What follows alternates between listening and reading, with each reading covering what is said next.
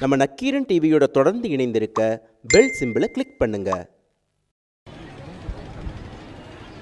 22ஆம் தேதி மருத்துவமனைக்கு கொண்டு செல்லும் பொழுது புரட்சித் தலைவி அம்மனுடைய நிலைமை என்ன? அவர் எந்த வகையிலே பாதிக்கப்பட்டார்? மன அழுத்தத்திலா தாக்கப்பட்டார்? இந்த விசாரணை எல்லாம் மேற்கொள்ள வேண்டும்.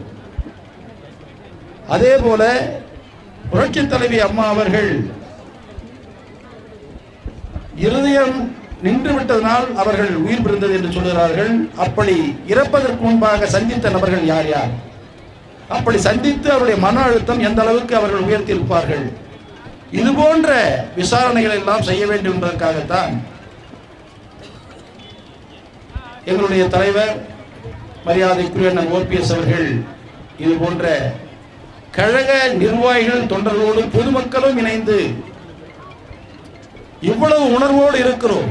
எங்களுடைய தலைவர் இறந்திருக்கிறார், இதில் எங்களுக்கு சந்தேகம் இருக்கிறது என்று கட்சி மட்டுமல்ல, கட்சி தொண்டர்கள் மட்டுமல்ல, கட்சி நிர்வாகிகள் மட்டுமல்ல, மக்களும் இதில் மிகப்பெரிய கவலை தோய்ந்திருக்கின்ற காரணத்தினால் மத்திய அரசு உடனடியாக ஒரு விசாரணை, CBI போன்ற ஒரு உயர் நிலையில் இருக்கின்ற துறையினுடைய விசாரணை வேண்டும் என்பதற்காகத்தான் இவ்வளவு பெரிய அறப்போராட்டத்தை நாங்கள் நடத்தி கொண்டிருக்கிறோம்.